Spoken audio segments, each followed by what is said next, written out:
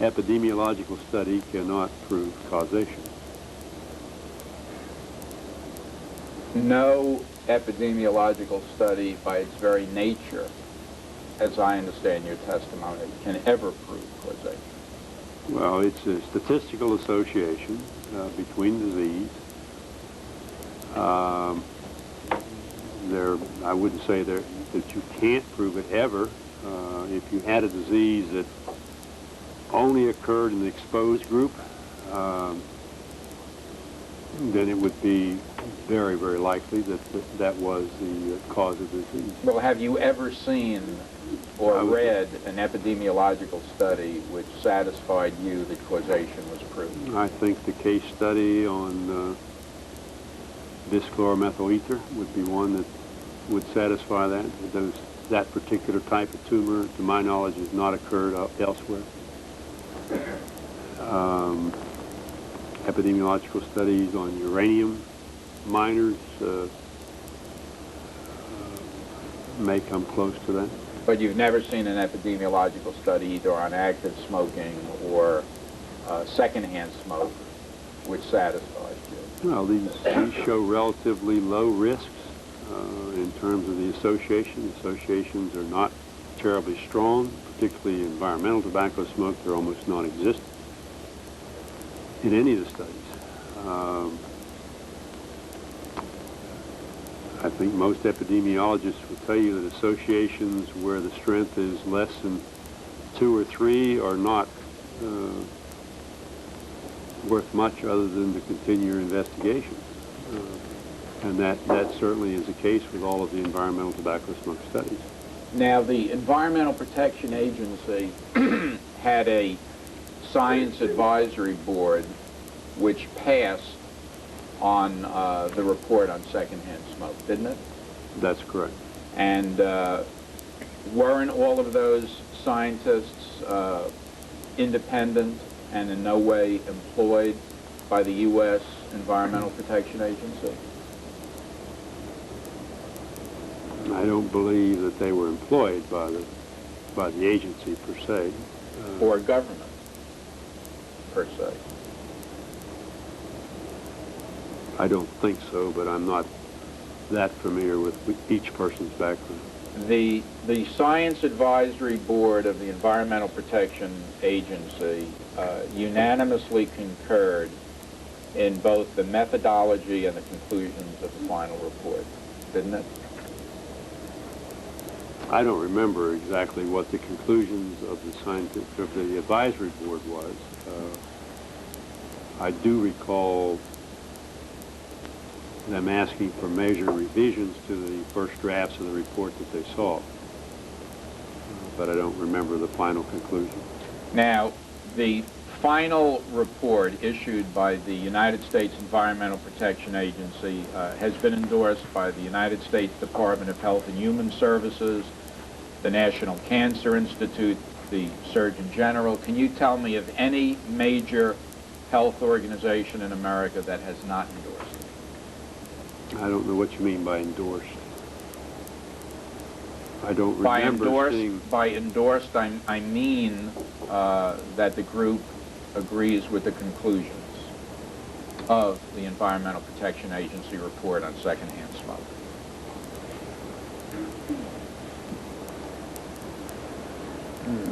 I don't remember seeing statements by each of these organizations that they endorsed the conclusions of the report.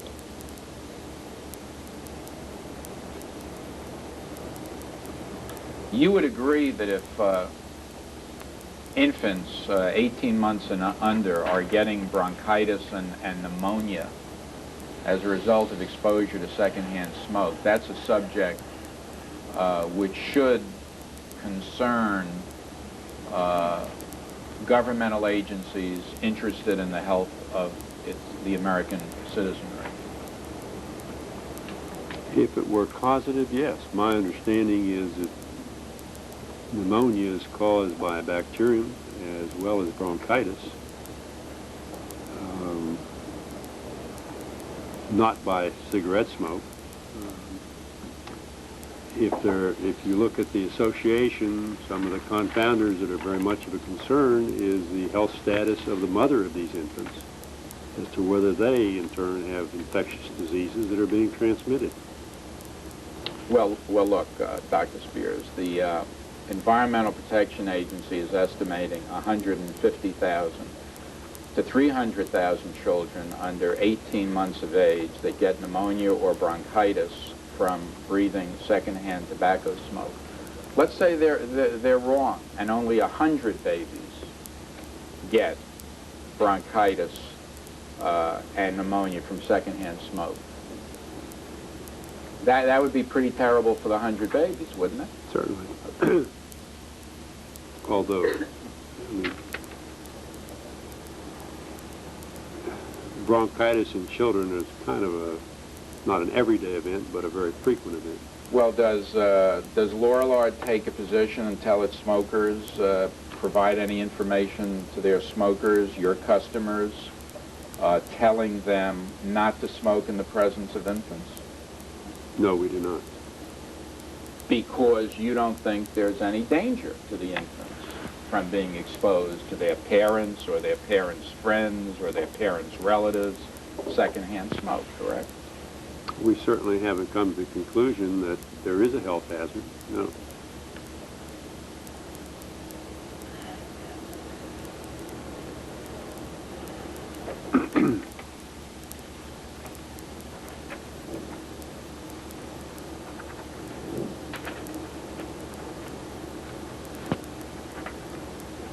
Do you think that it's a legitimate concern of government to provide information to the public to protect people from involuntary exposure to hazardous substances? Is that a proper function of government? I would think that's a function of government, yes. It is to protect the health of the public, yes.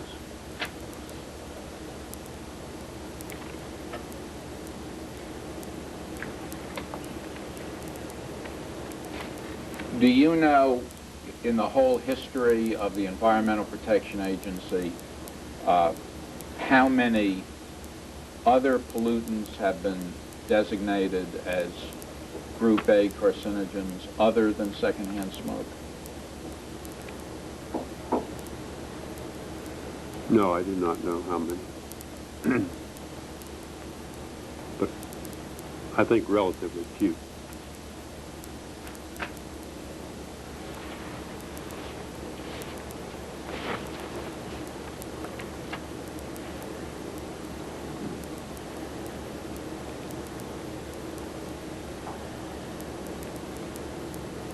Hypothetically speaking, if this kind of an experiment could be conducted where you took an individual and they checked his parents and his grandparents and his great-grandparents, and there was a history of great longevity. People lived into their 80s and 90s. His diet was controlled, his exercise was controlled, his sleep was controlled by physicians, and all of it was very, very healthy, and he was in a controlled atmosphere. And he smoked 1.5 packs of cigarettes a day for 15 years and developed lung cancer. And he never had any exposure to any other environmental agent associated with lung cancer, and he had absolutely no family history of lung cancer. If those were all the facts you had to go on, in that case, would you accept the fact that the smoking 1.5 packs a day for 15 years caused that particular individual's lung cancer?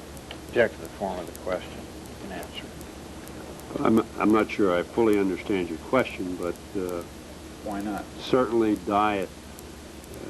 dietary factors. I told you got a perfect diet. I don't know what that means. A diet that every doctor in America says could not possibly cause cancer.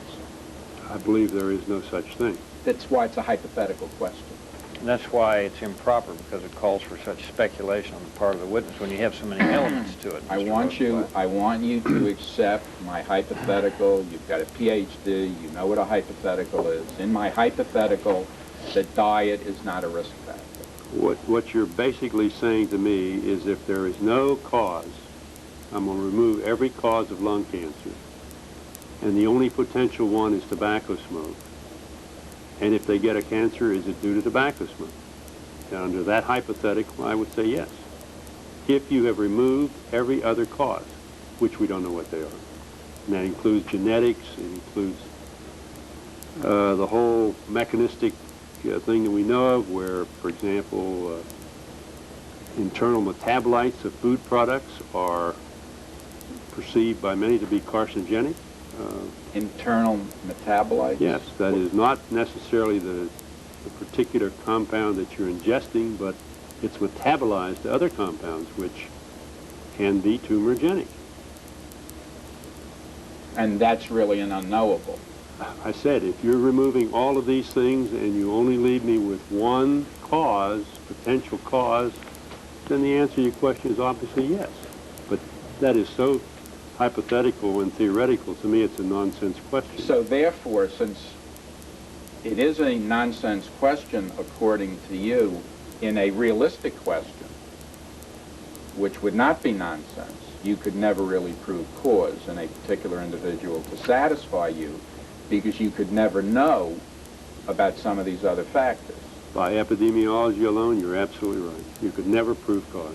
Okay, or by... And that would be epidemiology you're referring to. Well, not really if we're just talking about one individual. In other words, I wouldn't be asking you for a general population, but I would be saying in a particular individual, we know that he smoked 2.5 packs a day for 25 years and developed lung cancer.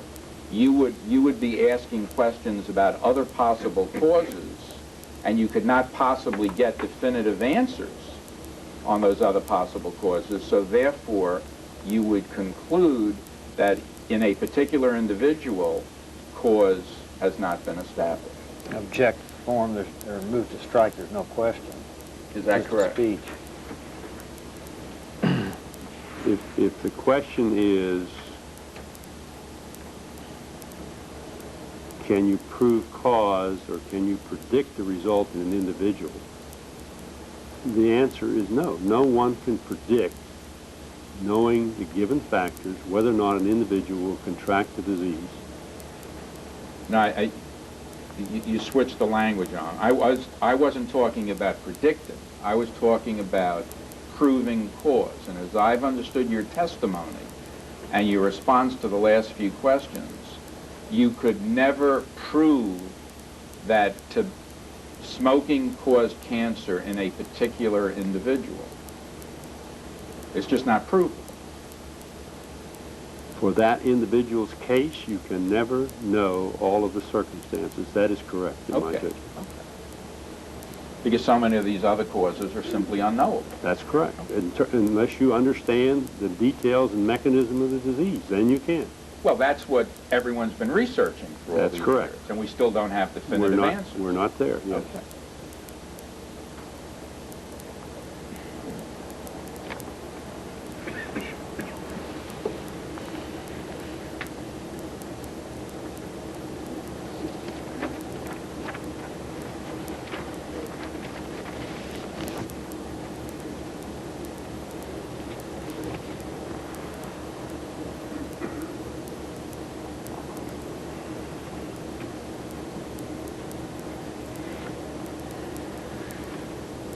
Now I'm going to be handing you a document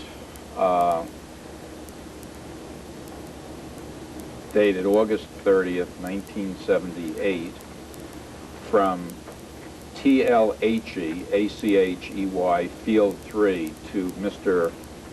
Curtis Judge. And we will mark this as Plaintiff's Exhibit 3. You have that, David? Yes.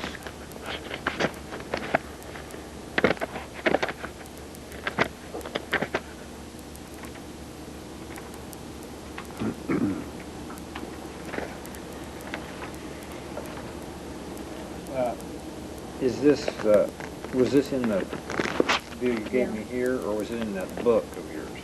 No, this was not in the book. No, there's 3 of these. No, this is the one document you didn't have a copy of. Here it is. Oh, I'm sorry. Here, I have an extra copy. Thank you. And I gave him 3, so okay.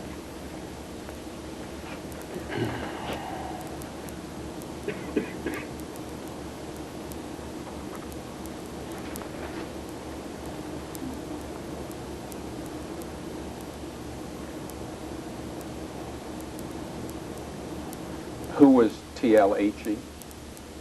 Aki, Yeah, I figured I was pronouncing it wrong. he was, I think, a field sales executive. And who was Curtis Judge? He was the president of Lorillard at this time, 1978. What was your position with Lorillard in '78? I believe I was senior vice president, operations and research.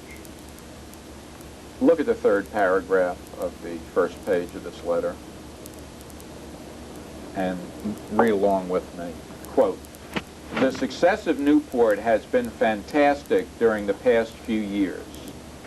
Our profile taken locally shows this brand being purchased by black people, all ages, young adults, usually college age, but the base of our business is the high school student."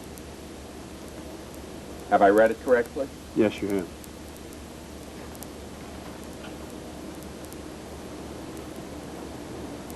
Does that not mean that most of the people smoking Newport are high school kids? No, I don't interpret to mean that. What do you interpret it to mean? The base of our business is the high school student. I don't think base means numbers, and I don't know exactly what it does mean, but I can speculate. What's your speculation? That is that there are some high school students who are smoking Newport, and that this represents some future business for Newport. And that's, from a sales standpoint, from Mr. Aki's standpoint, he's basically bragging to Mr. Judge about it. I mean, that's great news for Lorillard. We got these high school students that are smoking Newport, and hopefully they're going to become lifelong Newport smokers, which is obviously good news to Lorillard, isn't it? Object to the form of the question. Just so it's clear, you're not quoting from the document. No, it's clear I'm not quoting from the document. Well, I can only read the document in terms of what it says, and to me, he's saying it's fantastic in terms of Newport's success over the past few years, and then he goes on to profile who is smoking Newport. And he goes on to say that the base of that success, the base of our business, is the high school student.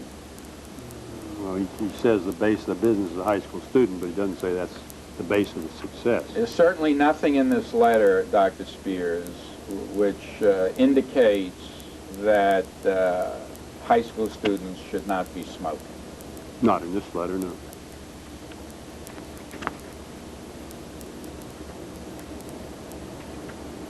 Let me finish reading it, if I may. Okay. David, I noticed some of this copy double-sided, wasn't double-sided. Oh, you mean I have incomplete copies here because I didn't do both sides? Yeah. Well, I guess we'll just deal with it when we get to it.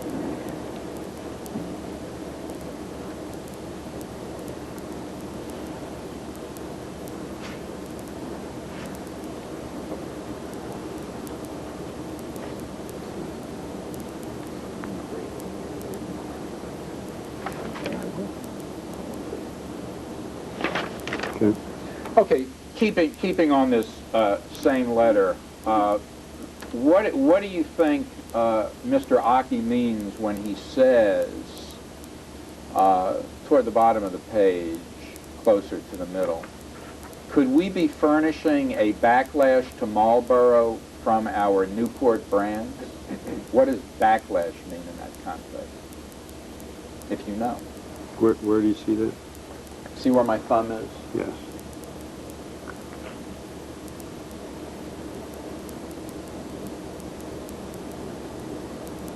I don't know what he means. by backlash to Marlboro, unless he means that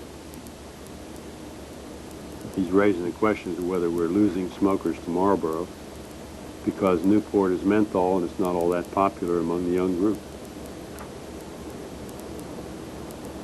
And then in the next paragraph, Mr. Aki asks the question, is Marlboro as strong with the early beginning consumers as the Newport brands? Now, would you not agree that early beginning consumers in this sentence refers to high school kids who are just beginning to smoke? No, I wouldn't come to that conclusion at all. What conclusion do you come to when he uses the phrase early beginning consumers? I think, to me, it means people who are beginning the smoking habit. And he means the group he identifies above, I would presume, but speculation, young adults, usually college age. I think the amount of high school student smoking is minor.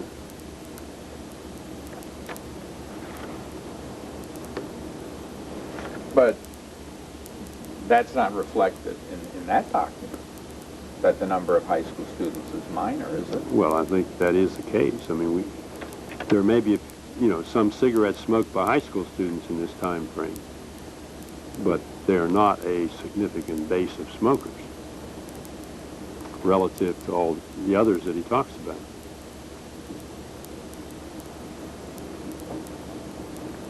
Now, Plaintiff's Exhibit 4, a letter from Oak Ridge National Laboratory to you, dated March 22, 1985.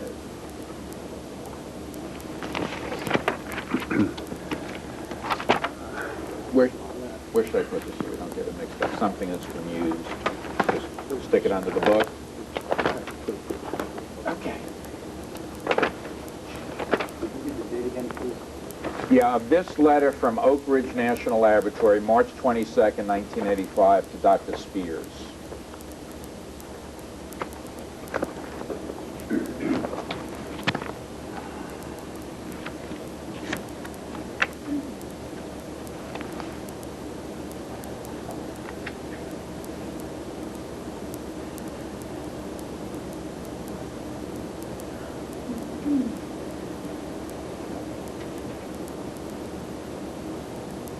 You remember getting that letter? Generally, yes. Okay.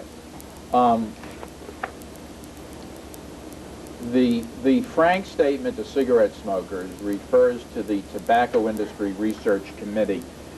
Did the Tobacco Industry Research Committee exist before a frank statement to cigarette smokers? I mean, that time frame, 53, 54. Are we talking about the Industrial Research Committee? A subcommittee of the Council for Tobacco Research? Okay. My understanding is that during about 1954, as I read a frank statement to cigarette smokers, the Tobacco Industry Research Committee was established. And I'm That's the forerunner of the Council for Tobacco Research. Okay. That's my understanding. Yes, that eventually the Tobacco Industry Research Committee became the Council for Tobacco Research. Yes. Okay. So what I'm asking you is, prior to the publication of a frank statement to cigarette smokers, which I think occurred in January of 1954, was there any comparable organization to either the Council for Tobacco Research or the Tobacco Industry Research Committee? I do not believe so. Okay. Now, you served on the board of the Council for Tobacco Research, correct? Rather recently, yes. Okay. Are you still? Yes, I am. Presently? Yes, I am. The board of directors? Board of Directors. Okay. And how many individuals are on the board of directors of the Council for Tobacco Research?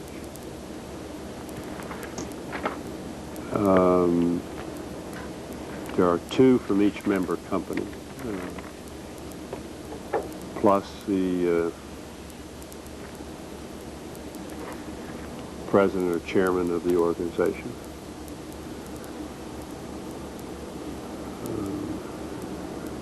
Which currently would be 9, I guess. And how long have you been on the board of directors? Oh,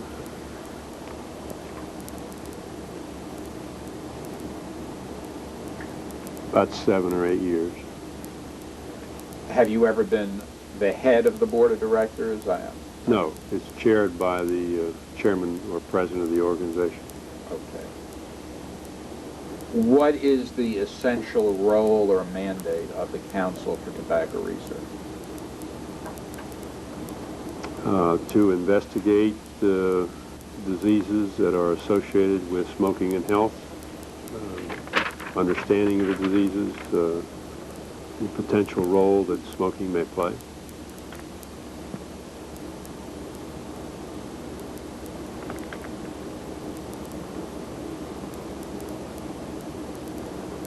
And how is that research conducted?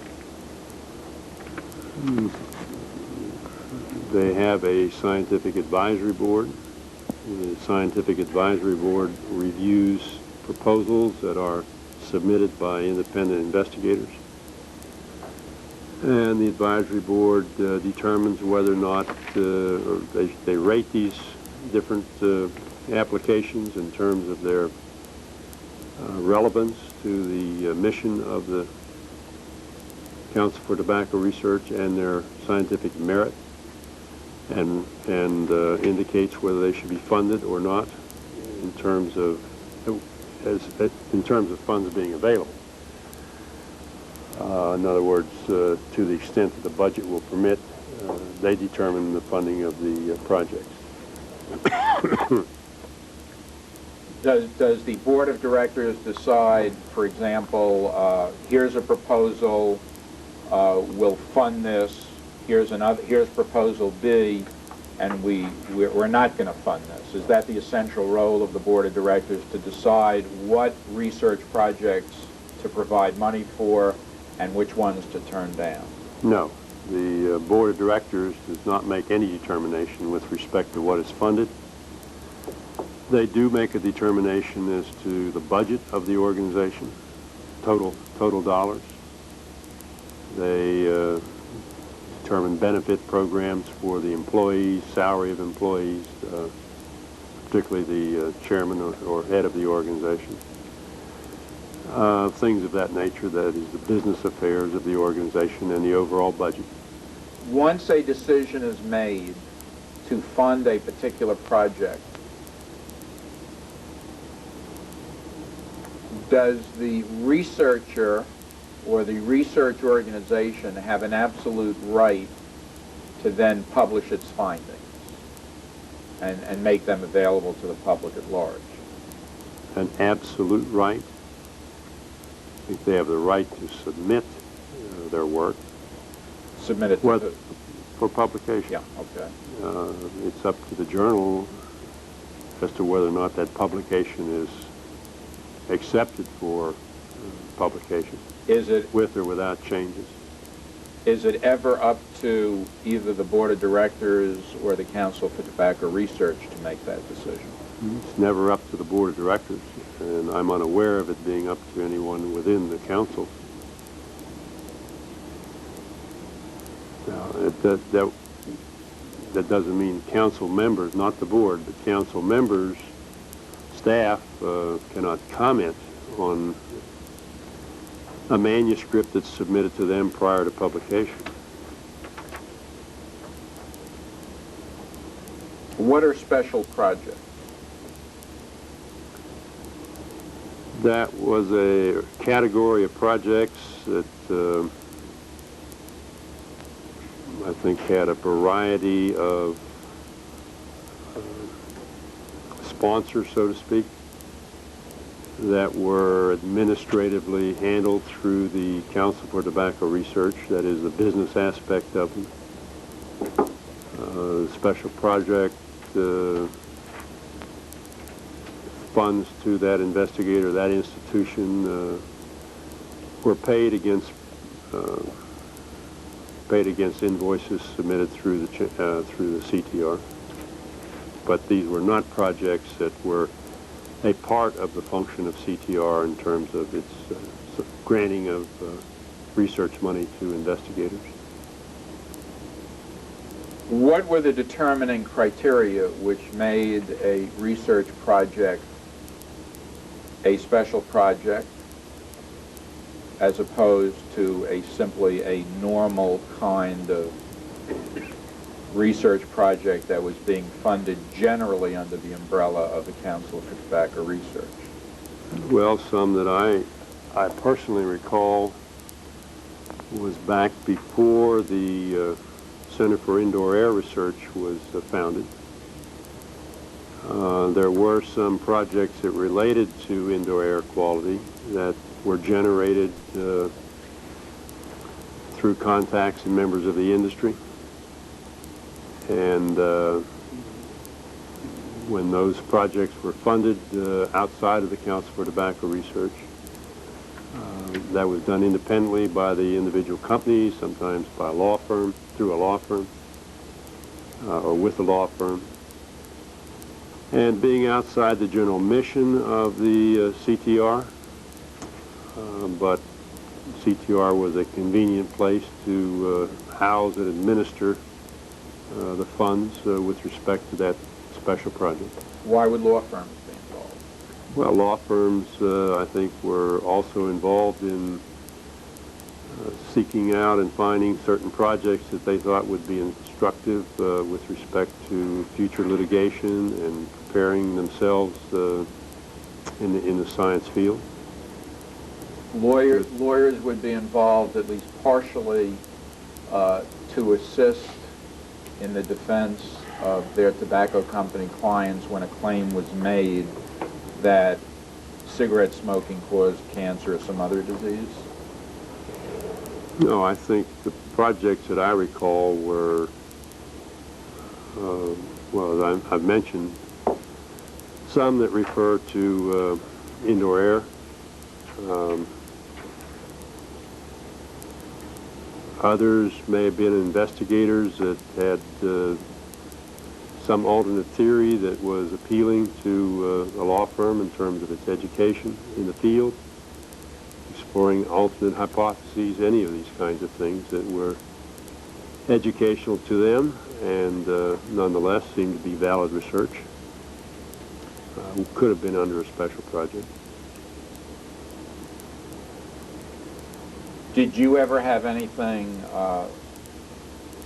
personally to do with deciding whether something would be under the category of a general project or not?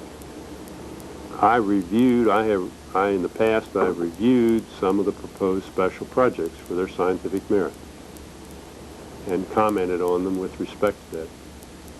And there were times in your career where you would have said, yes, I agree, this should go into special, this should be a special project?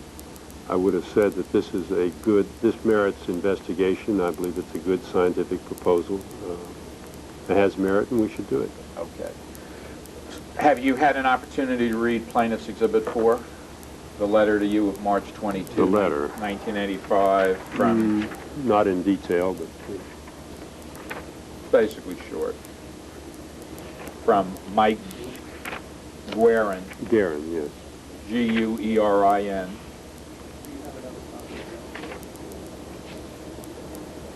No.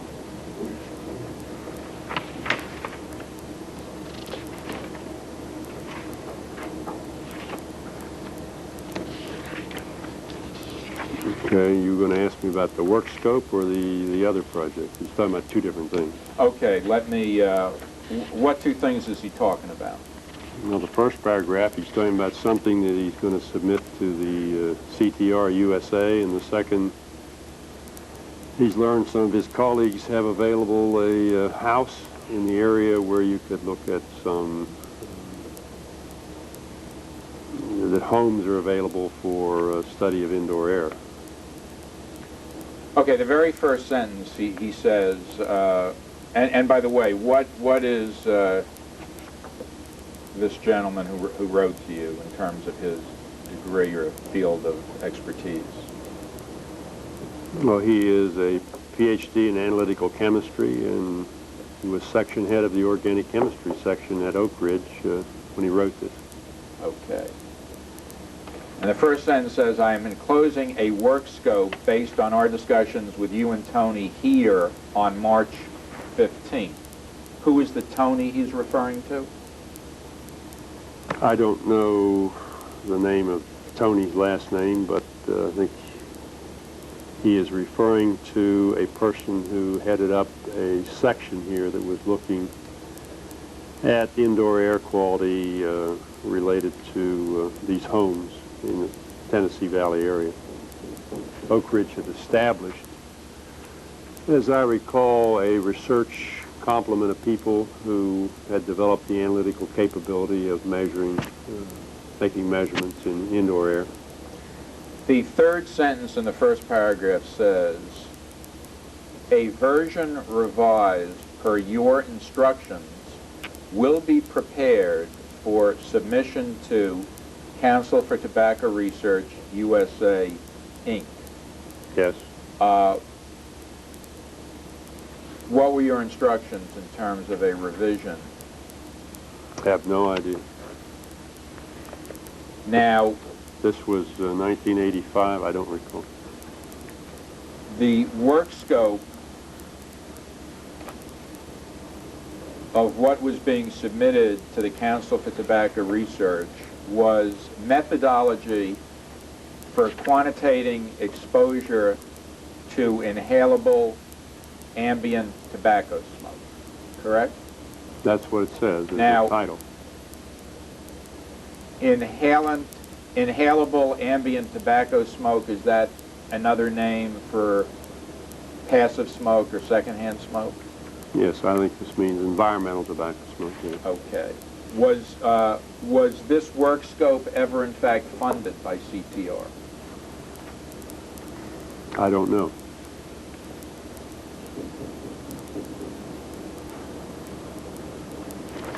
Now, in the next to last sentence of the letter, he says to you, please let me know whether we should submit the work scope as it is to the CTR USA Inc., or whether further detail is necessary.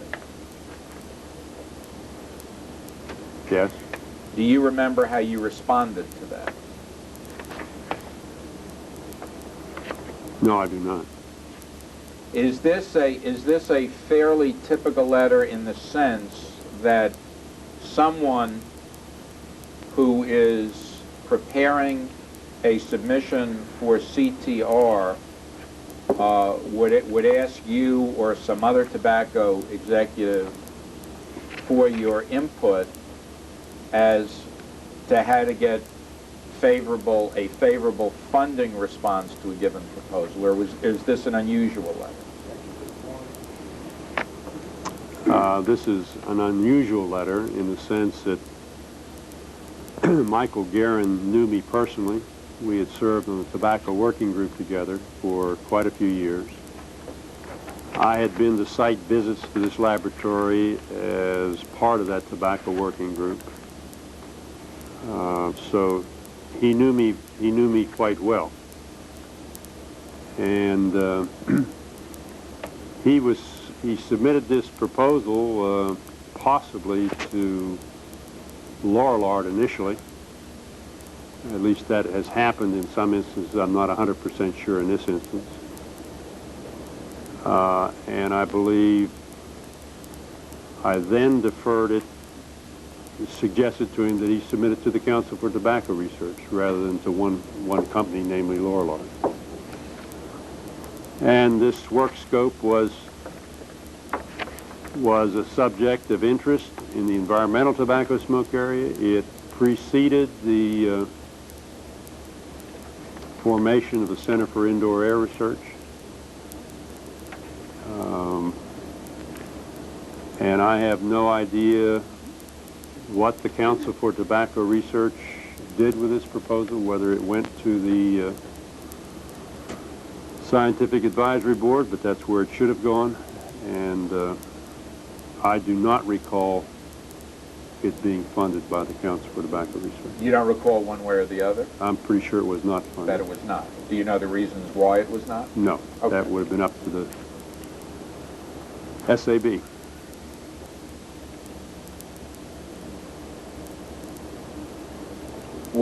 Was it usual for a good friend of yours to submit research to the council to the Council for Tobacco Research, supposedly an independent body? Sure, I mean, that's an application. It's up to the body whether they fund it. I mean, anybody can submit an application.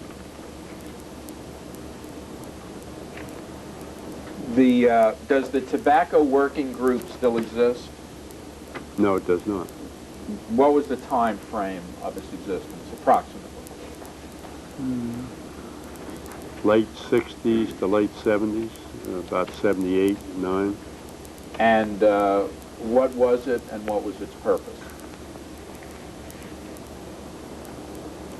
Well, it started in 68, I think, as under the Lung Cancer Task Force of the NCI. It became known, I think, as a Less Hazardous Cigarette Working Group.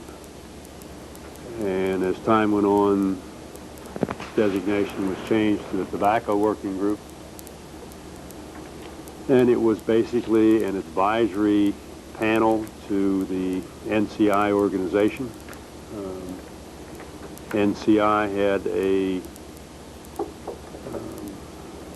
separate funding for this activity.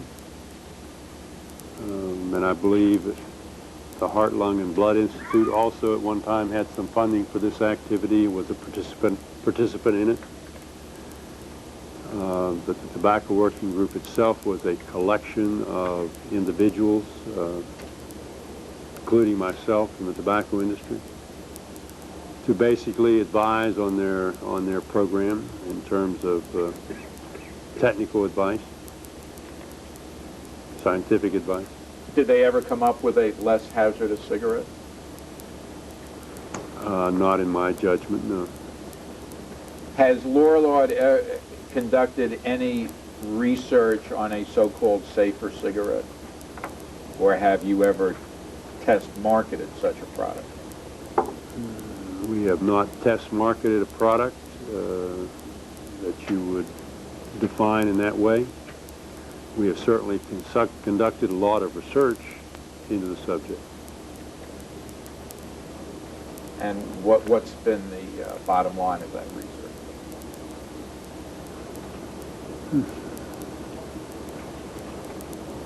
We have generated a lot of knowledge. I think we have not generated anything that we recognize as being different from the products that we make today. Does a filter make a cigarette safer when you compare a filtered cigarette with an unfiltered cigarette? Would it be accurate to say that the filtered cigarette is less hazardous to health? I think that's the same answer I gave you earlier when you raised the question on our highest tar cigarette versus our lowest tar cigarette. I do not consider the higher tar cigarette unsafe, nor the other one safe. I think they're both in the same category with respect to the consumer.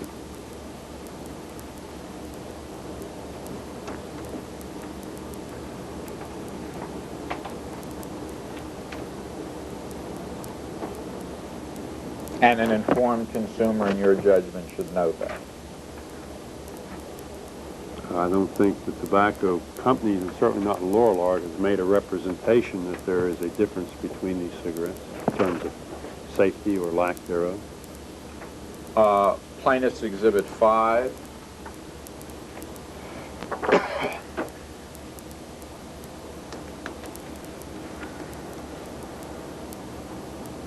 These ones you have copies of. You want to give me a description of this one? This is a letter, a Lorillard memorandum, May 4, 1976, from Minnemeyer to Schultz. Subject, nicotine augmentation project. For the moment, without getting into the document, the word augmentation means what in common usage? Means increase, generally. Okay. Who is Minnemeyer? Minnemeyer was Director of Research for Lorillard at this time. The #1 research person in '76? No.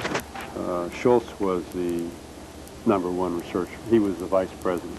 Okay, so Schultz was the top man in research, and Minnemeyer was the #2 man in research in 1976. That's correct. There would have been a peer of Minnemeyer in development.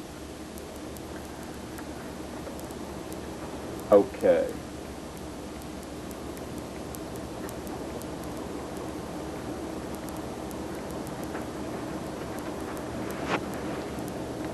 The first sentence.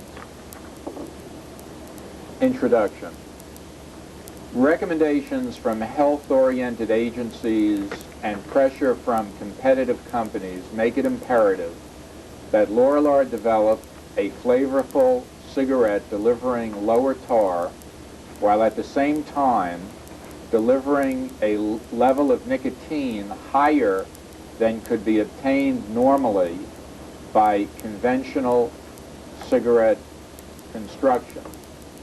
This goal is almost an absolute necessity for brands delivering less than 8 milligrams of tar. If achieved, the technology may be applied to all classes of cigarettes to achieve lower tar delivery while maintaining or enhancing current nicotine levels. Now, tell me if my interpretation of this is correct or incorrect.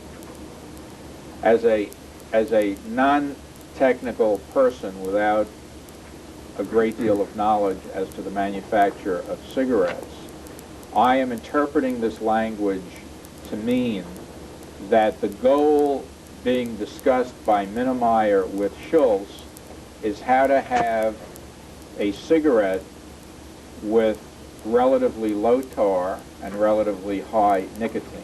Is that interpretation accurate or is it not? I think that's correct. Okay.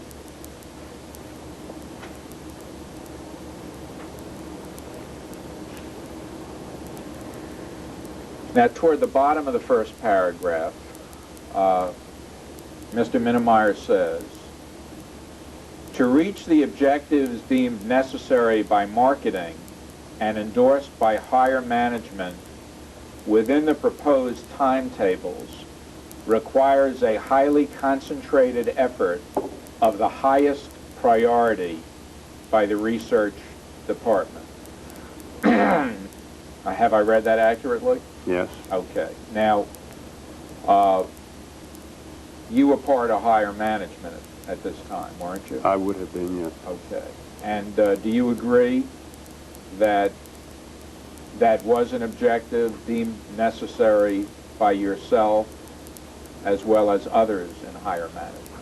At that time, yes. Why did that ever change, if it did, that objective? The research we're talking about was stimulated by, he says, health-oriented agencies, and there were, including the, I think the NCI at this time, and various NCI, the National Cancer National Institute. Cancer Institute, suggesting that people would smoke less, be exposed to less tar if you had a cigarette that was relatively higher in nicotine than the present-day cigarettes with the same tar, with the belief that people's smoking was regulated by nicotine. That same sort of thing was proposed by some of the health-related investigators in Europe as well, Russell being one that I recall offhand. So this was really responding to the suggestions of some of the government-related health individuals at the time and the proposals they were making. This was a research activity that was undertaken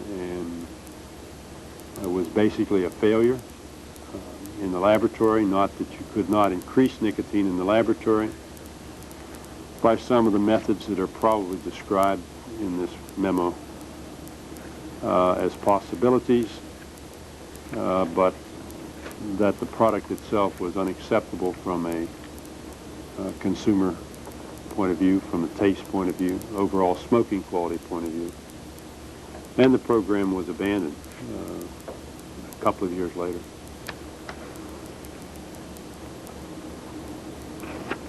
So it was a failure in the sense that low tar, high nicotine cigarettes didn't taste very good? They did not taste very good. And then secondarily, I think the suggestion by the government, some of the individuals representing public health began to disappear in their belief that this was a good approach to a less hazardous cigarette in their viewpoint. Well, when Minnemeyer says in the first sentence that recommendations from health-oriented agencies and pressure from competitive companies make it imperative that Lorillard develop such a cigarette, would I be correct in assuming that what he's referring to is that's what the other companies, the other tobacco companies, were trying to do as well? It would seem that that was a likely assumption on his part, but I don't think we ever had any information that suggested they were doing it. Okay. Now, page 2, in the middle, the heading is nicotine addiction. Addition. Oh, I'm sorry, addition. Wishful thinking on my part. I love that title. But I'll take nicotine addiction. Follow along with me. One of the most obvious ways to deliver additional nicotine in a low-tar cigarette is to add nicotine from an outside source to that naturally present in cigarette tobaccos. And once again, my question to you is, technically that can be done without any difficulty, adding nicotine from an outside source. I wouldn't say without any difficulty, but it would be technically possible to do it, yes. And as a matter of fact, Lorillard did it, and the problem was that the product didn't taste good, not that it couldn't be done technically. No, Lorillard never did it commercially. Yeah. Lorillard did it in a laboratory experiment, which is not a commercial process at all. Who decided? Was it just the researchers decided that the taste was no good? Yes, the researchers made that determination that this was not a viable concept. Continuing, quote, the added nicotine may be incorporated in the reconstituted leaf or may be applied to the whole blend. And again, that's something that can be done, technically. Technically, yes. Okay. The problem is one of finding a source of the additional nicotine and determining how to apply it in an economical and safe manner so as to result in a satisfying smoking article. And as I understand it, what you're telling us, Dr. Spears, is that problem was not ever overcome, and that's why it was abandoned. The problem was never overcome, and it was abandoned in the research laboratory, yes.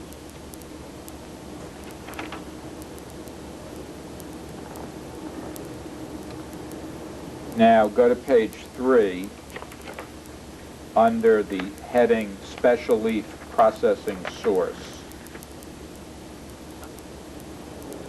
Special leaf processing source? Yes, on page 3? Yes. Okay. Quoting, by licensing a procedure covered by a Reynolds patent, it may be possible to take a given leaf line and partially extract the nicotine from it with Freon. The leaf remaining would still be useful for cigarette manufacture in a classical product. The recovered nicotine would then be used in application to a low-tar, enhanced nicotine brand. The advantages to this approach are that no additional leaf would be required, and all products resulting from the procedure would be fully utilized. When this was going on in the research laboratory at Lorillard, were you involved to any extent? This is basically a research proposal. In other words, he was proposing he was advancing various ideas that would augment nicotine, by which one could augment nicotine in the finished product. This is just a list of his ideas and suggestions of research that might be undertaken. Not all of it was undertaken, some parts of it, I think. Now, Well, for example, there was never anything undertaken in this area that I recall. the last line on page 3, where there's a reference to the intensely poisonous nicotine. Is nicotine poisonous? Everything is poisonous at some concentration, but nicotine is poisonous, yes.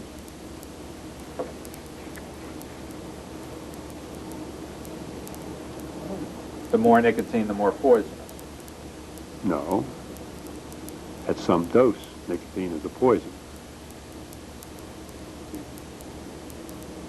Obviously, it's not poisonous at the levels that you get in smoking.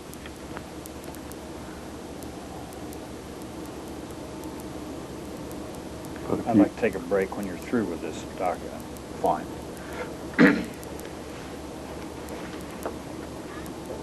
Now, on page 4, toward the bottom of the first paragraph,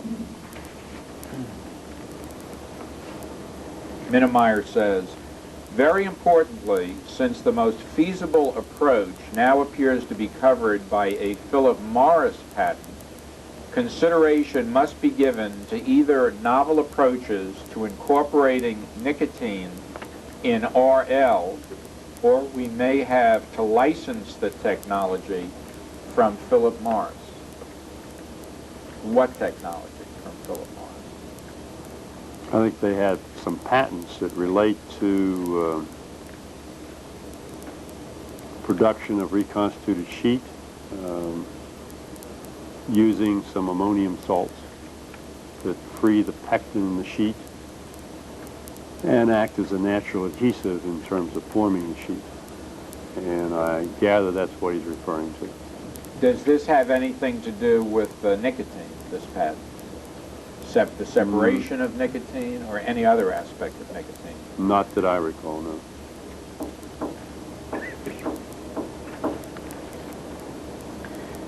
Now, on page 4, under the heading Chemical Treatment, quote, an alternate approach is to treat the tobacco, which has its nicotine naturally tied up in the form of nicotine salts, with a stronger base than nicotine, such as ammonia. Ammonia would then displace nicotine from its salts, giving ammonium salts and free nicotine. Free nicotine in smoke would have a much greater physiological effect than nicotine salts. Is that a true statement? I don't believe so. I think that was speculation on his part. It would be true that ammonia would displace nicotine from its salts, because ammonia is a stronger base than nicotine. However, in the processing, where you go through a number of steps of heating and drying tobacco, you would tend to lose a lot of the free nicotine in your drying operations, so that you would have a net loss of nicotine in such a process. And free nicotine in smoke having greater physiological effect than nicotine salts, I think is total speculation on this point.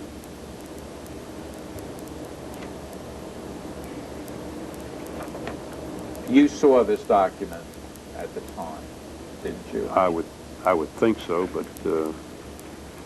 see if it says I did.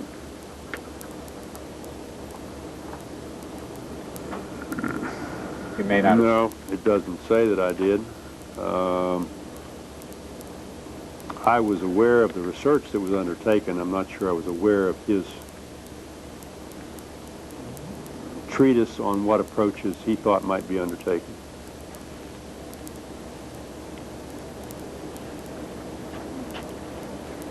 Page 5, under the heading, Decreasing the Acidity of Smoke.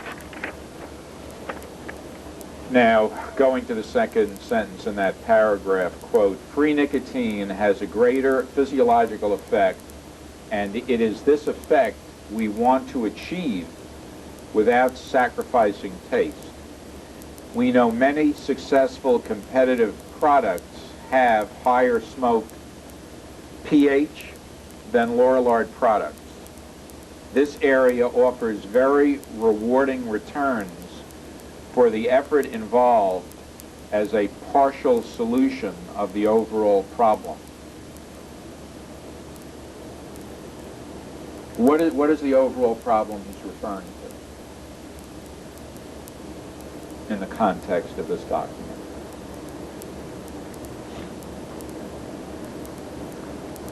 I think the overall problem he's referring to is augmentation of nicotine. Okay. Now, when he says free nicotine has a greater physiological effect, and it is this effect we want to achieve without sacrificing taste, why would a tobacco company want to achieve this greater physiological effect if it didn't want to hook a customer and make them a lifelong customer? Well, I don't know what he means by physiological effect, but free nicotine does not have a different physiological effect than nicotine in the salt form. The difference is that the rate of absorption through certain tissues is much faster for the free nicotine than it is the nicotine as a salt. So we're really talking about the rate of absorption, and therefore more or less nicotine.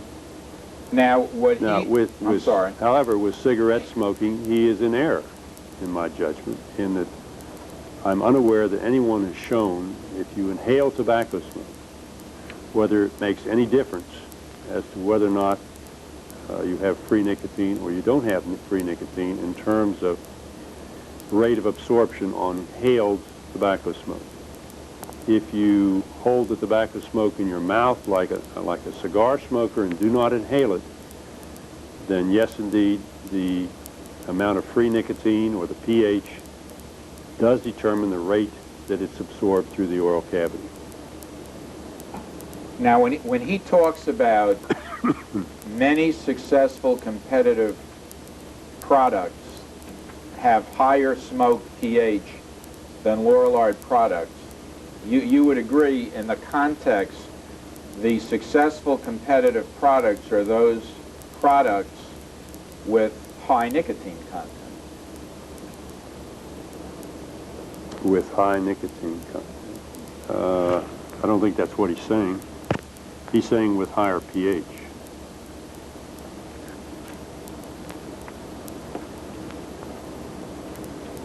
As many successful competitive products have higher smoke pH than Lorillard products. That's not synonymous with more nicotine.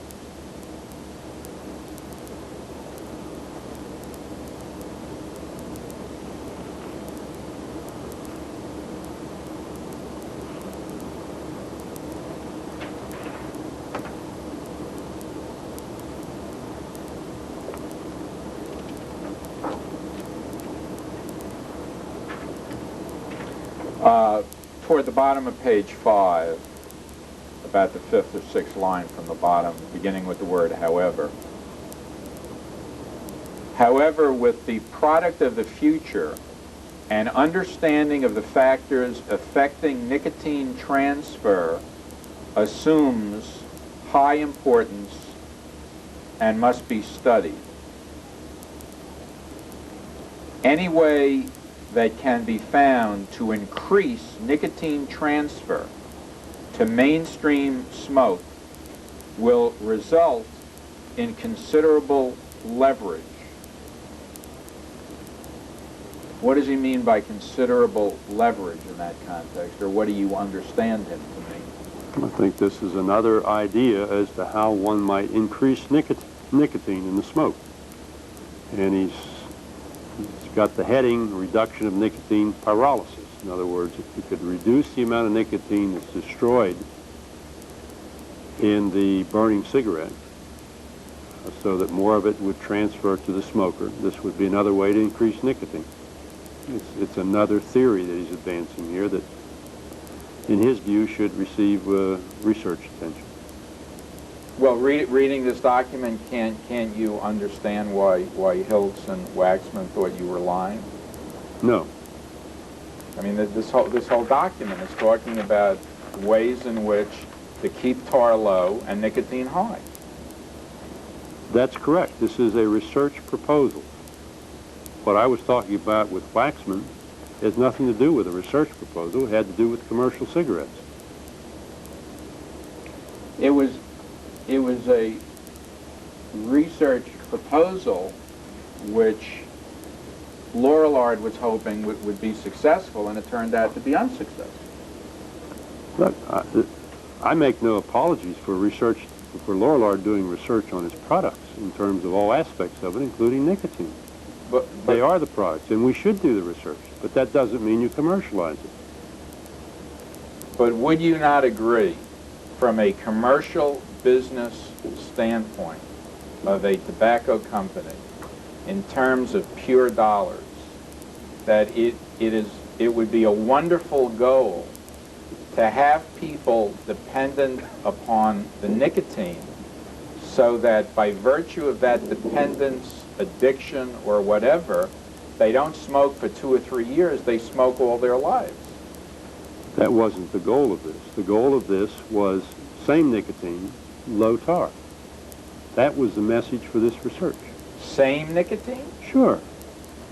The man is talking about increase in augmentation. You're talking about something separate. You're talking about a product that some of the health agencies were saying would be a safer product, namely one with lower tar. How do you achieve lower tar? If they compensate, if you lower nicotine and tar. The suggestion is you don't lower them both. You keep the nicotine the same, or the smoker will keep nicotine the same, and therefore they will receive lower tar. If you increase the nicotine level of the product, they will smoke it for a lower nicotine level, the same old nicotine level, if you will, and they'll receive lower tar. That's the concept that's being explored here. You would agree, would you not? But this has nothing to do with keeping people addicted and hooked for lifetimes, as you're suggesting. You would agree, would you not, that there could never be and never has been a successful cigarette that did not contain nicotine? To my knowledge, there's only been one product that did not contain nicotine that was made of tobacco. There have been others made of lettuce and other kinds of vegetable leaves and marketed, which met no success. The only one that was made of tobacco was, that I'm aware of, was Next by Philip Morris, and it did not succeed out of test market. Why it didn't succeed, I can't tell you, but I wouldn't base a theory on one example. Well, in the history of the world, there's never been a tobacco product, a cigarette, that was successful that did not contain nicotine. Sure, but the corollary to that, there haven't been any attempts, except one. And the reason why there haven't been any attempts is because everyone in your business knows nicotine is the name of the game. Nicotine is what cigarettes are all about. Nicotine is why people smoke. Isn't that true? Yeah. I think nicotine is part of the reason that people smoke. I have testified that nicotine is a very important sensory factor in smoking. It's a very important taste factor. And certainly I think people feel a certain satisfaction in smoking cigarettes with nicotine. I've never denied that, but that's not to say it's addicting.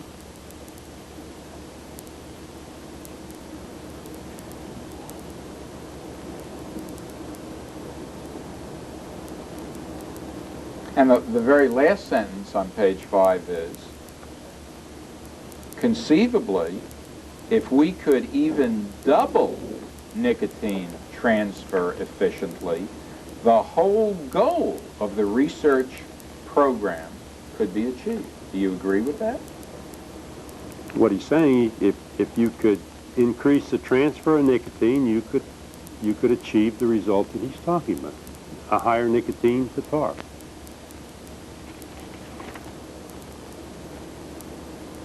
So that would result in augmentation, yes. That would be true.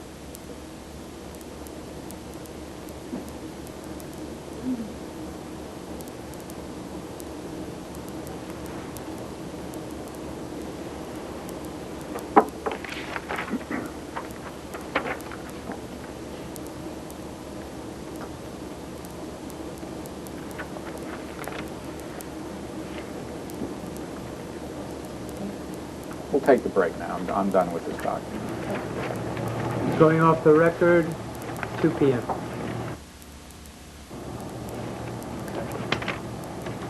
Returning to the record, 2:14. Thank you. I'm going to show you Plaintiff's Exhibit 6.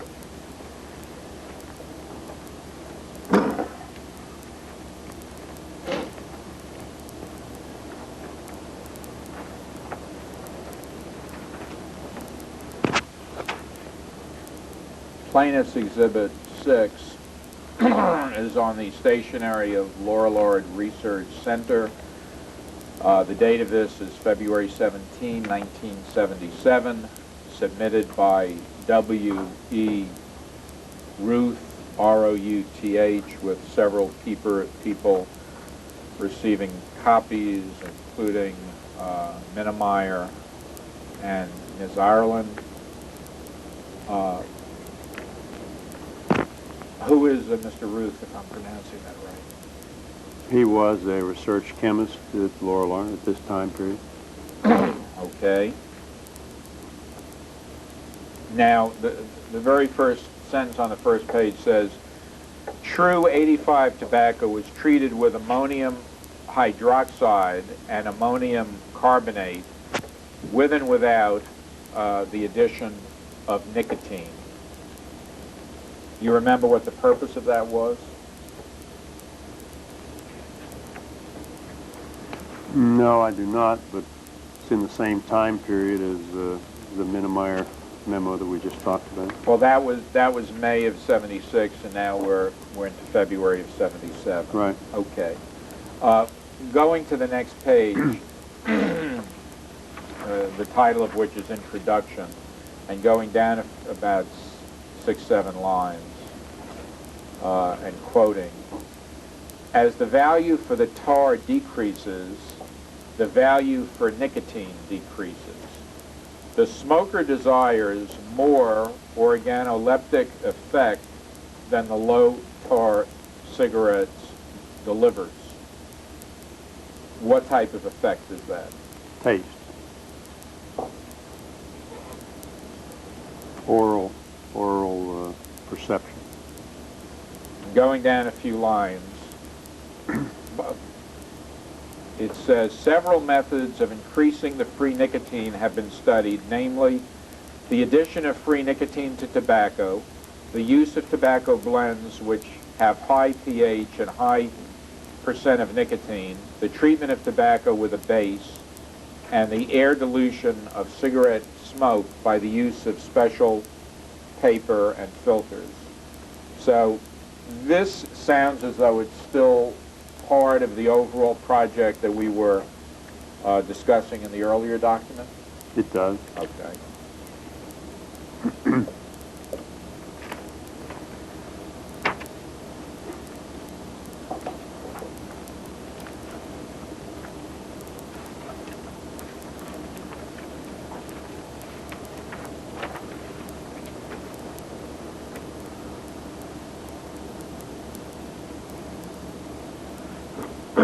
Now I'm going to show you.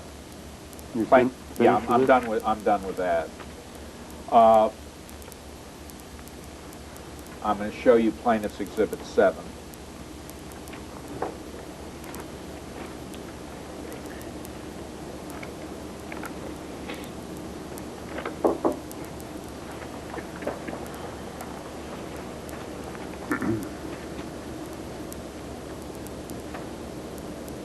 The title of which is on Lorillard Research Center stationery. The date of this is March 2nd, 1982.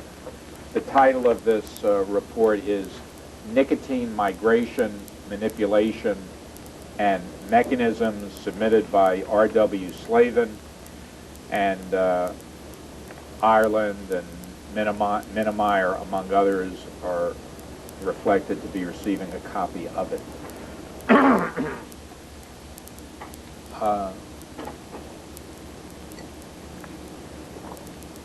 You'd certainly be upset today, wouldn't you, if you saw a Lorillard document referring in the same sentence to nicotine manipulation? Not in the research context, no. Have you been, has Lorillard been manipulating nicotine in a research context recently? I don't know. Certainly we continue to investigate all variables that we can think of with respect to the cigarette. And I would not be surprised if nicotine wasn't a subject of some of the work that's ongoing today. Who's the head of research at Lorillard now? Bello Norman. Now, go to the first page where the title is Introduction and follow along with me.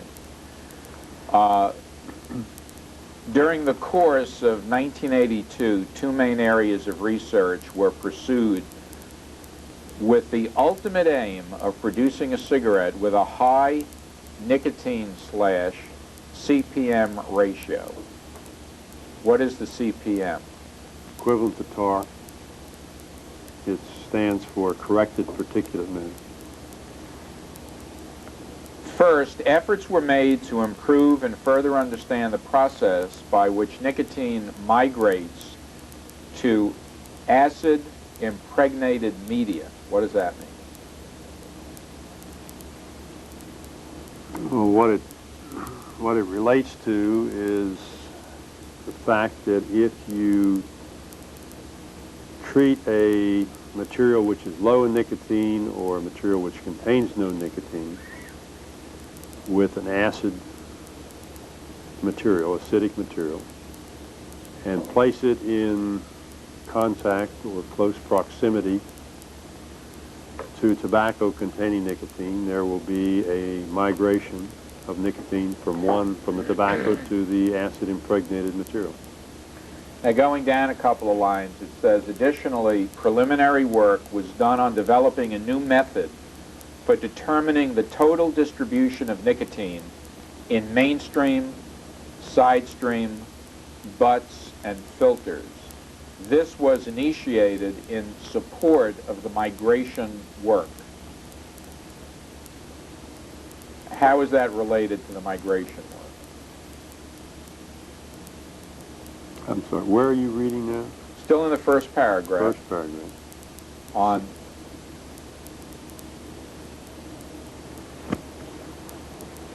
I think it related to treating the cigarette paper with an acid media, determine whether or not by migrating nicotine from the tobacco to the paper, would this change the delivery of nicotine?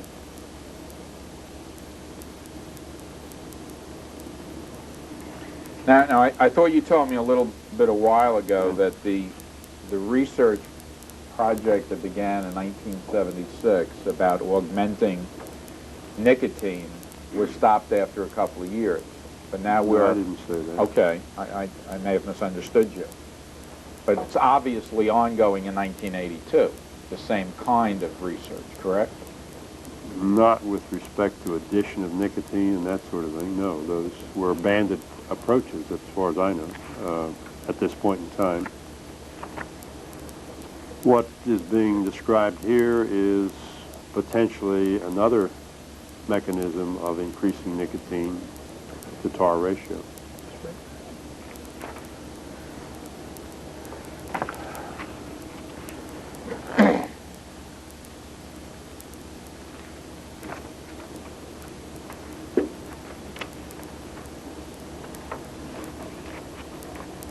That's it for this?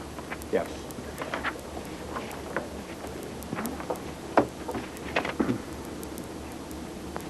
Plaintiff 7. 8.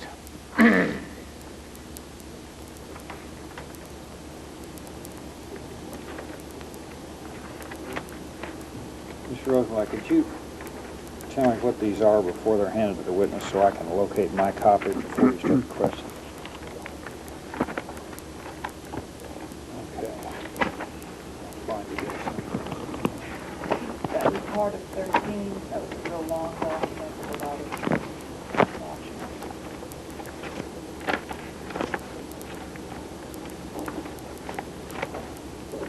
You mean part of 13 from yesterday's deposition? From deposition in 1992. Oh, excuse me.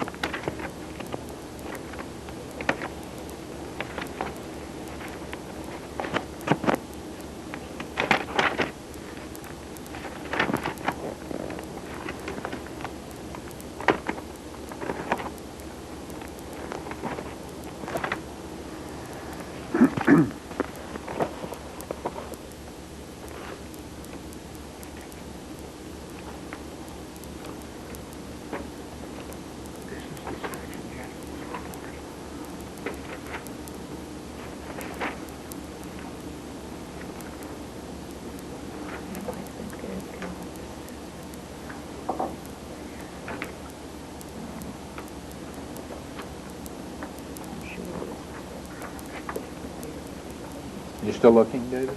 Yes. Sorry, just give me a minute here.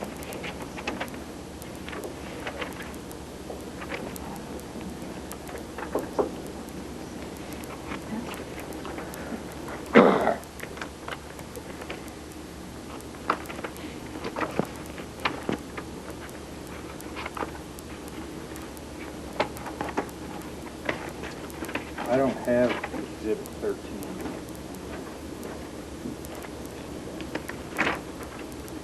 You have one that had Spears' testimony before Congress, and then, or just have her do it as part of the documents we got. Should it? The majority staff analysis, she didn't copy that either.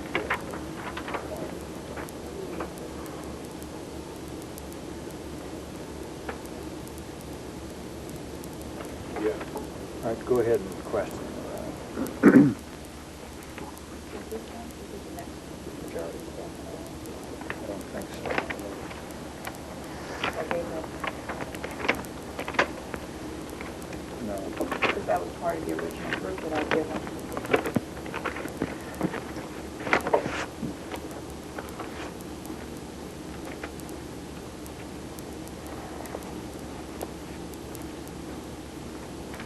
No, go ahead.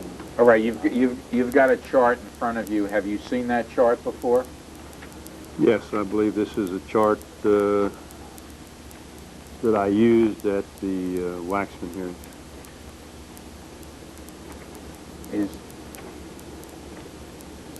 Is this the chart that Waxman and Hiltz were referring to when they accused you of not telling the truth? No, the only time they accused me of not telling the truth was in relation to the 81 article and my testimony that said there was a high correlation between tar nicotine and that there had been no addition, no spiking, no addition of nicotine to cigarettes, no independent manipulation of nicotine. They were correlated to tar. And the only dispute was that discussion concerning the article that I had published in 81, which we've already discussed. Who at Lorillard actually prepared this chart? Did you? No. Who did? This is a replica by our graphic arts department attempt to replicate what was in the Surgeon General's report. And one of our research people's computation of a point or two out here beyond that data set, which did not go out as far as this.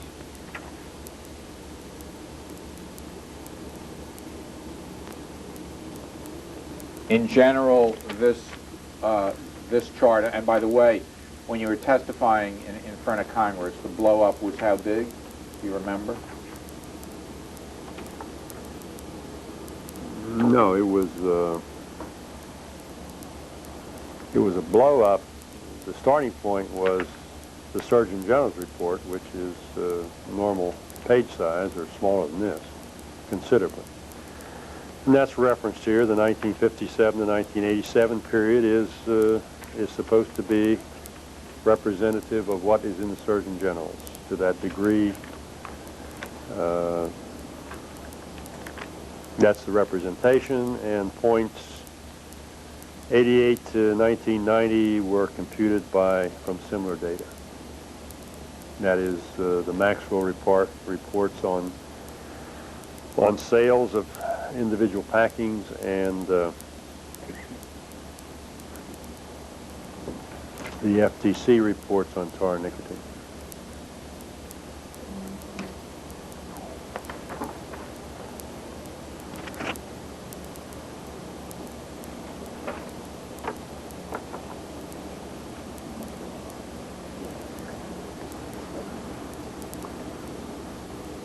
Plaintiff's Exhibit 9, which is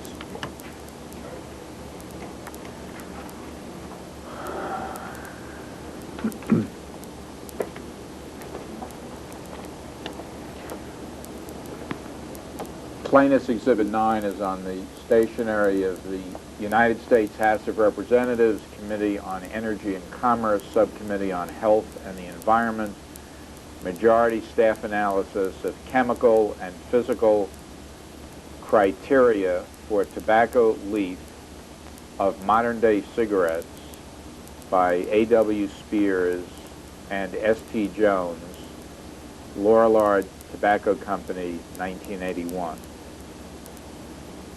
What is this document? I've not seen it before. I assume it's what it's purported to be by the title.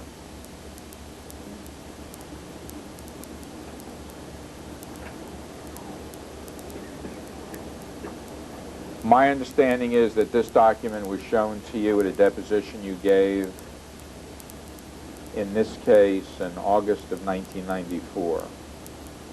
If it was, I don't recall it. Okay.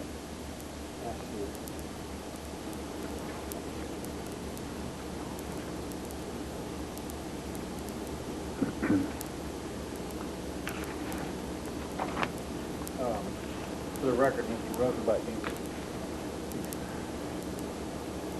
given him Exhibit number 9, which also shows Plaintiff's Exhibit 13 on it, and then after 5 pages, there's then a document entitled Plaintiff's Exhibit 14. Well, these were exhibits. Is this all one? This is one we had put it in separately at the earlier deposition, but these were the exhibits to the majority staff analysis. So rather than put them separately, I believe you're going to discuss these. Right. As one composite.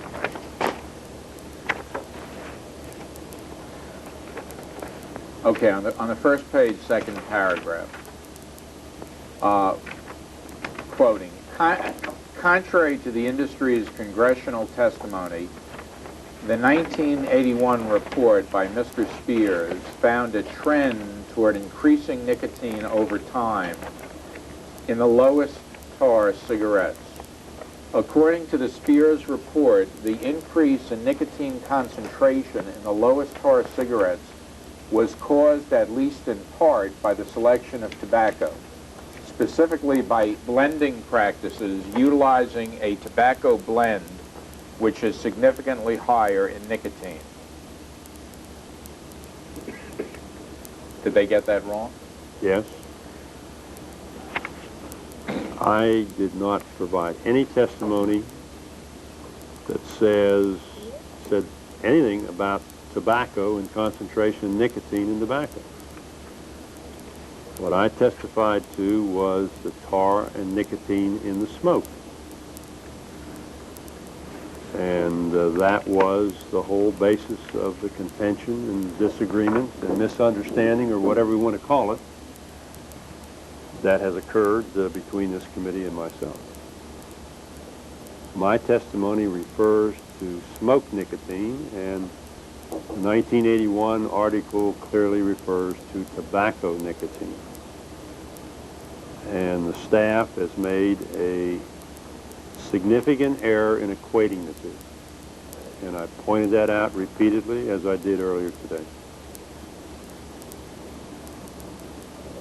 Tobacco nicotine is the nicotine the smoker takes in as he inhales a cigarette? Of course. But how much he inhales is determined by the filter and the ventilation and how much tobacco is in the cigarette, along with the amount of nicotine in the tobacco. The main point is that the major determinant in these low tar and nicotine cigarettes in terms of smoke delivery is not the amount in the tobacco, it's the filter, the presence of the filter, and ventilation that controls the amount that is delivered. And that is exactly the finding of Neil Benowitz in his paper. There is no correlation between the amount of nicotine found in the tobacco and the amount found in smoke. Absolute confirmation of what I said in that article, which was handed to me by Mr. Waxman and his staff. Smoke nicotine is what? FTC nicotine, as measured by smoking the cigarette. In the same way you measure tar, you measure nicotine. That is different than measuring nicotine in the leaf tobacco or in the tobacco end of the cigarette.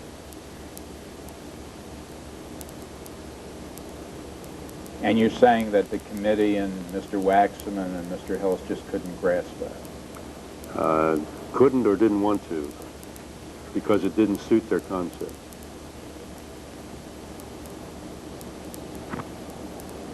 Did you ever write a letter to Mr. Hills or the New York Times or the publisher of the book? No, I did not. Why not? I mean, according to you, you have been wronged by Congress, by Mr. Hiltz in a book that's had wide distribution and publication. You have been called a liar. You've said repeatedly, they got it wrong. I'm not a liar. And yet you did nothing. Why not? Why didn't I respond to that? Yes. Why? As I said, I don't think it was particularly useful to respond to them. I think that this matter would come up again in public hearings, or in this case, in a deposition, and that was the proper time to straighten it out.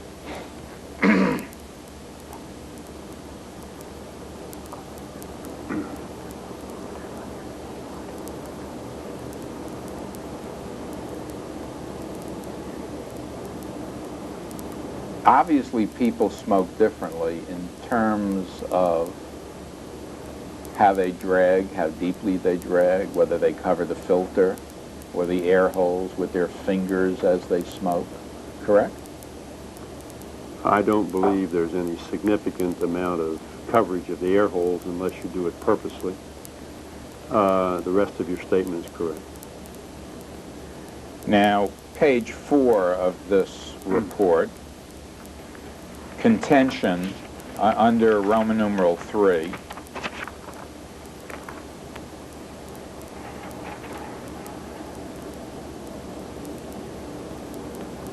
They refer to you as Mr. Spears. Mr. Spears' 1981 report contradicts two central contentions made by the tobacco industry in testimony before the Health and the Environment Subcommittee. Contention: nicotine levels are a function of tar levels. When tar levels are set, nicotine levels follow tar.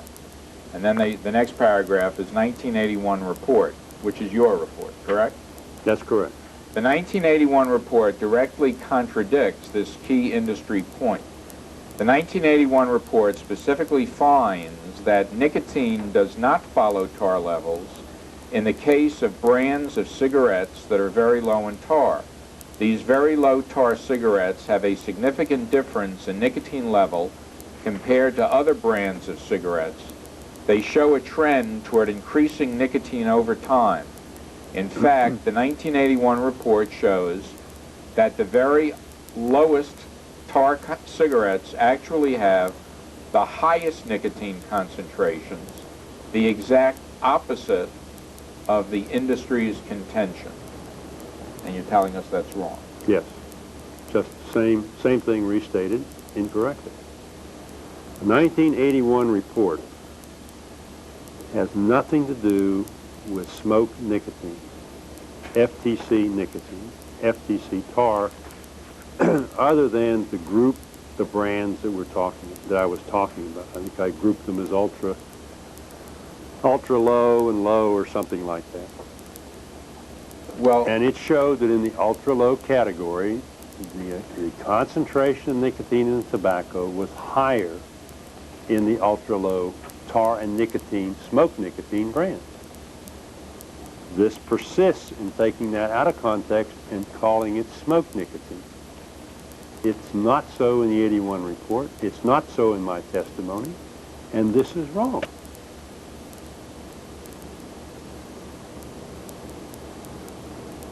how come in the various memorandums that we've been over, there's never any mention of smoked nicotine? When you mention tar and you mention nicotine with it, they're both by virtue of smoke. By smoke, you mean what the person exhales? I mean what what you get with a smoking machine under what is reported by the Federal Trade Commission, tar and nicotine. That's smoke. No one reports nicotine in tobacco on any routine basis. Outside of the tobacco industry, I think there's been little data on how much nicotine is in the leaf other than by industry-generated data.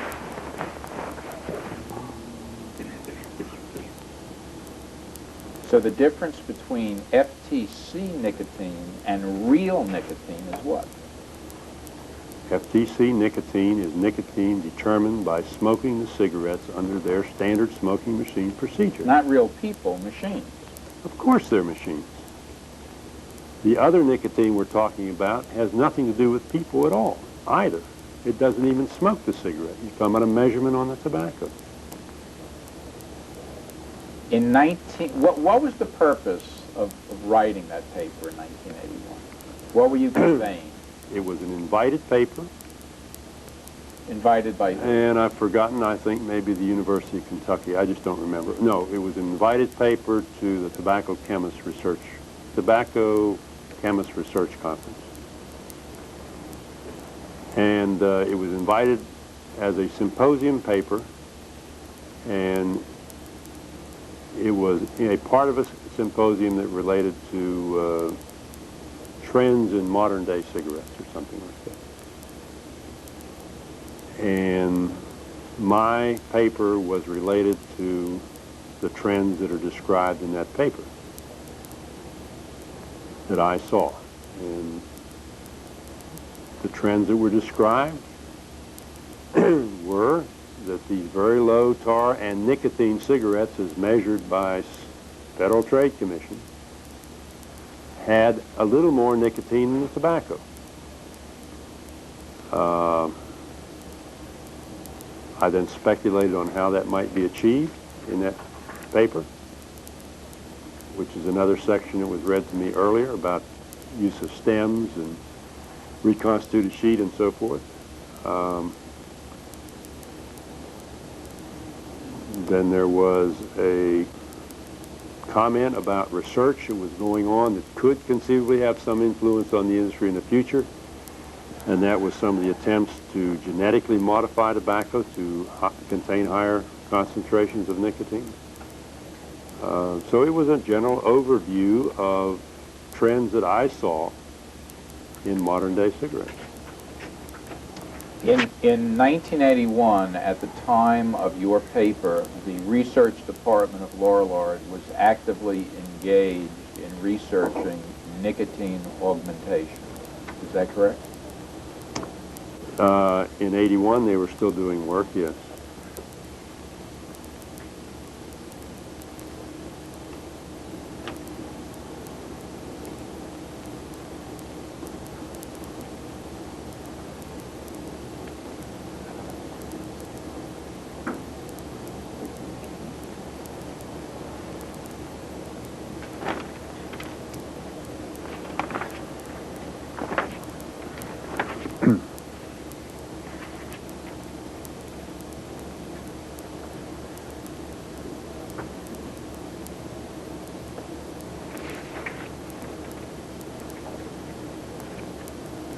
Now, some of the memos that we've gone over from the research department of Lorillard speak of the physiological impact of nicotine to the smoker from increased nicotine.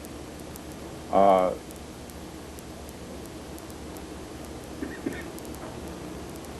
the whole premise of the smoking machines would be invalid if the smoker's not getting the nicotine. Object to the form move to strike the first sentence, everything before the whole premise.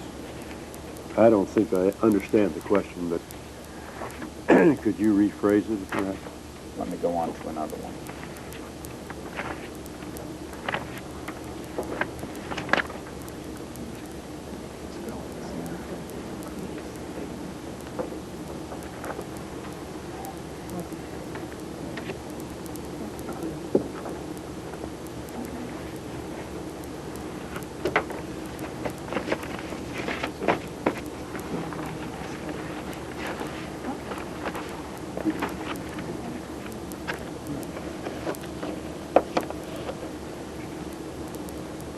Are we finished with this stuff? I don't...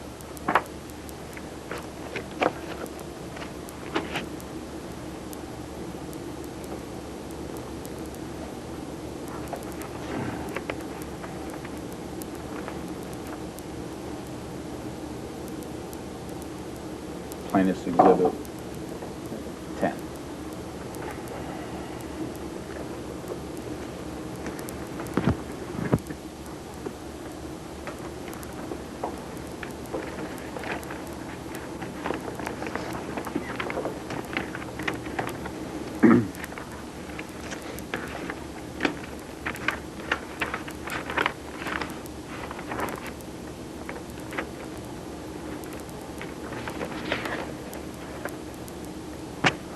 This is a Lorillard memorandum from you to Mr. C.H. Judge.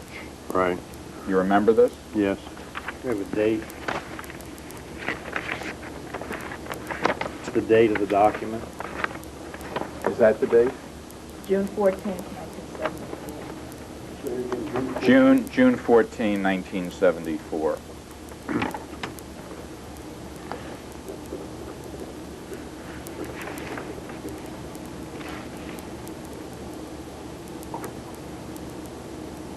And what was the purpose of this memorandum? The record, I think, is June 24, 1974. Okay.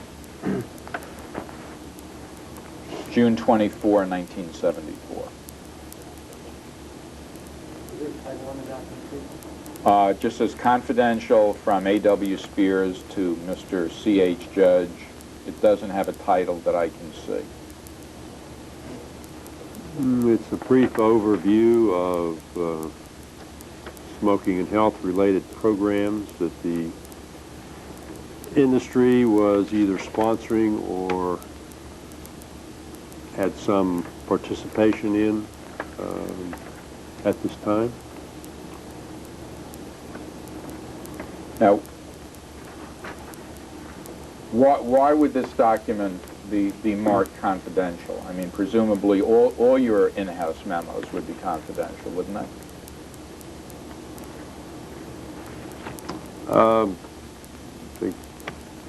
I don't know who marked it confidential, but if it was for the, oh, I see.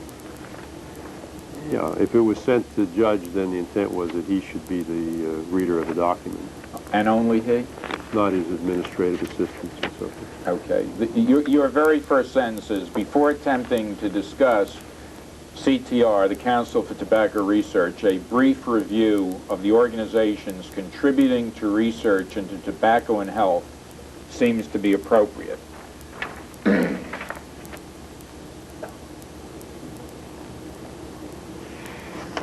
Now, item number 13. Well, I move to strike council's statement. There's no question associated with that, just a statement by council. On the back of that first page, ad hoc committee, most research is epidemiological in nature. Program is primarily aimed at seeking alternative hypotheses of disease causation. Excuse me, for the record, counsel, what I have here is an incomplete copy with no backside of any page, so I have to interrupt long enough to see what it is you're reading.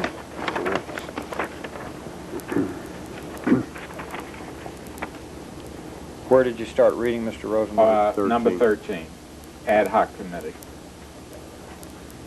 I have the original, you can read. All right, thank you. Go ahead. Okay. Now, what program are you referring to in 13? When you say the program is primarily aimed at seeking alternate hypotheses of disease causation? I think that was my view of some of the special project work at that time that we referred to earlier. So the special project work is primarily aimed at seeking alternative hypotheses of disease causation. At that time. Okay. Now, what you are saying in 13 is that most of the epidemiological research tries to establish that cigarette smoking causes disease, and the special project program is primarily aimed at seeking other theories of disease causation other than cigarette smoke. I mean, that's how I interpret that. It's your statement. Is it correct? My interpretation correct? I'm not sure I followed the first part of that, but what this means to me is that those projects being advocated by the ad hoc committee under the category of special projects, principally, were at that time primarily epidemiological in nature, and that they were aimed at seeking alternative hypotheses for disease causation. Alternative to? Alternative to cigarette smoking. As the cause of disease? Correct. Okay.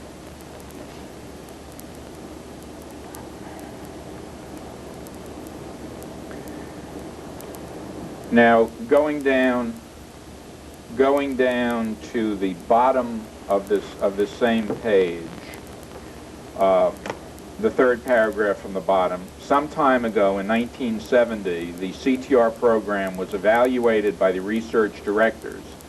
At that time, it was felt that the desired aims of the CTR program could be stated as, number one, to define the effects of cigarette smoke on the human system, number two, to conceptualize and explore other hypotheses relative to the smoking and health question by epidemiological and other appropriate methods.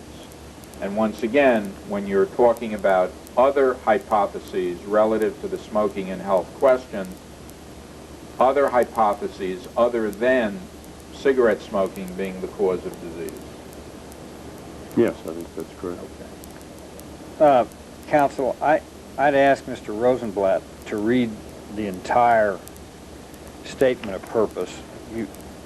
I think the way you did that made it sound as though you had stated the documents only to expressed purposes of the CTR program. The next page contains the third stated purpose of the program, and I think what you read is misleading. So you want me to read number 3, which says to define motivational mechanisms of smoking using laboratory animal models as well as human populations. Thank you.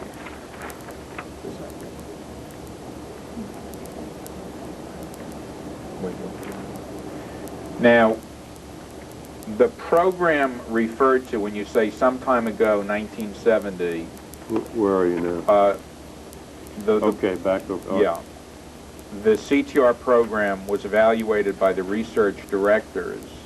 That's the same program you're referring to in 13 above when you say the program is primarily aimed at seeking alternate hypotheses of disease causation. No, it's not the same program. Because the program in 13 is specifically special projects. That's correct. Okay.